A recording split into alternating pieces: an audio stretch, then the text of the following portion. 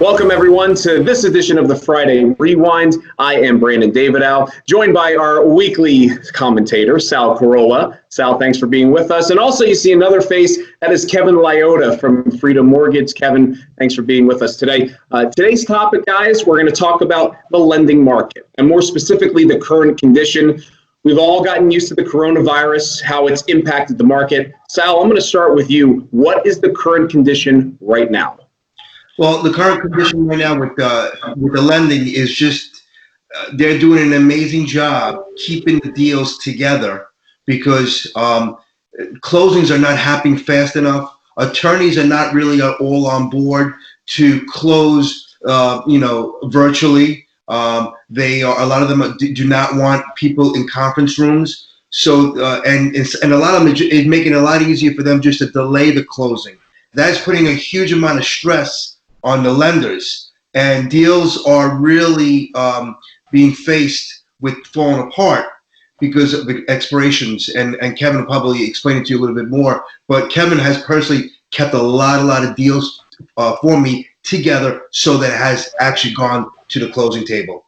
Kevin, how stressful has it been for you being in the thick of it, as Sal said, trying to keep all of these deals together and not fall apart, especially with all of the uncertainty going on around us? Right. So, one of the complications that we see is, from the lending side is things are changing every day. Guidelines are changing. The way banks do their lending are changing. So we have to be really careful and mindful to try and get these deals closed as soon as possible.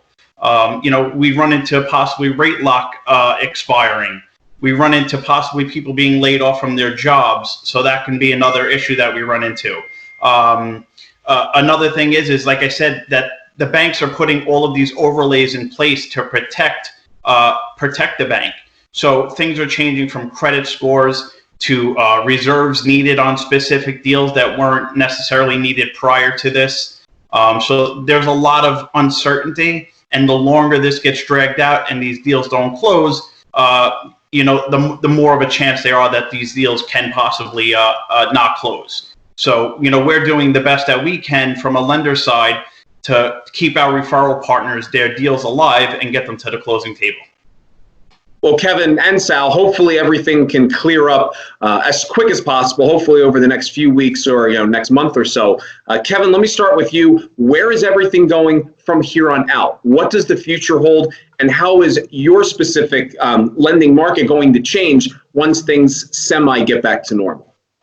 So, that's a loaded question because we don't know how soon and what the ramifications are going to be from this stoppage in work. I think the biggest thing we have to look at is where are we going to be with, forbearances and foreclosures and, people not being able to catch up on their mortgage payments. But we also have to, look at where we're going to be from the lender side in, say 2 to 3 months after this goes back to normal. We need to see if the government will step in and infuse the banks, just in case that there are a lot of foreclosures or forbearances and the bank wants to do whatever they can to protect themselves. Sal, from a real estate agent's perspective, what do you see when it comes to the lending side of things, or where we possibly could be, and hopefully sooner rather than later when this thing clears up? Well, again, this is not my expertise. I could give you the motivation factor of our buyers. They are still there. Buyers are still motivated. I'm getting calls a lot from people that just want to see homes. They're actually not even. They're oblivious to what's going on in a sense. So the buyers are still there. Once this clears up and we can start interacting with each other normally, and if the rates stay low, which I hope they do, the motivation of the buyers are going to be there. I anticipate our agents are going to have multiple buyers to start showing homes to. The biggest question is, are there going to be enough homes on the market to actually show to these buyers? When are the sellers going to start changing their way of thinking and let's say saying, all right, I think enough time went by, I'm going to start allowing people to come into my house. The virus is pretty much gone.